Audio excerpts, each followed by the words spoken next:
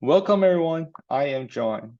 Today, we confront the critical issues of gender discriminations, a reflection of deeper societal structures.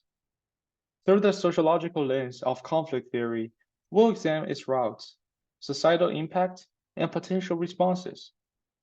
We'll enrich our dialogue with key concepts like socializations and real conflict, supported by scholarly research. So please join me in dissecting these layers to better understand and challenge gender discriminations. Expanding on our introductions, gender discrimination refers to the unjust treatment of individuals based on gender, affecting their opportunities, rights, and well being across global sectors such as employment, education, healthcare, and media.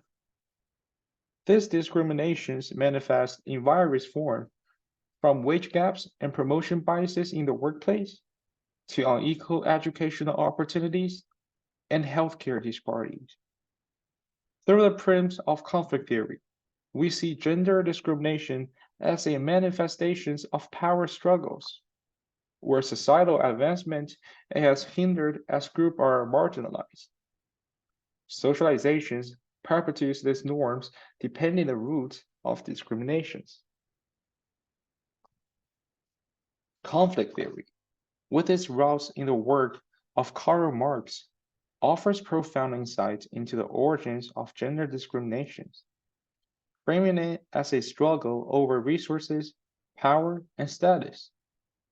This theory illuminates the societal structures, laws, institutions, crucial norms that uphold gender inequalities. The research by Lorena Ockley-Rubio and colleagues on professional biases exemplifies how societal norms shape participations of leadership and authorities, favoring men despite equal qualifications. These systematic biases, analyzed through conflict theory, highlights the needs to challenge and change the power dynamics sustaining gender discriminations. In the workplace, the gender promotion gap mirrors systematic discriminations, with women's progressions trailing despite equivalent qualification and performance. The work of Anna Worth on media representation illustrates how societal norms influence professional environments, affecting leadership opportunity for women. These biases often subconsciously stem from the societal norms and stereotypes about leadership. Conflict theory helps us understand these biases as complement of larger social power structures, emphasizing the need for a comprehensive approach to address the transform the social structure that supported them. Exploring education, health, and labor sectors reveals the broader impact of gender discriminations on economic development. The Gender Equality Index (GEM) illustrates the economic benefits of gender equality. Andreas Hajar research on gender and education shows how educational inequalities translated into the labor market disparities. From the perspective of conflict theory, these inequalities represent a struggle over resources and power.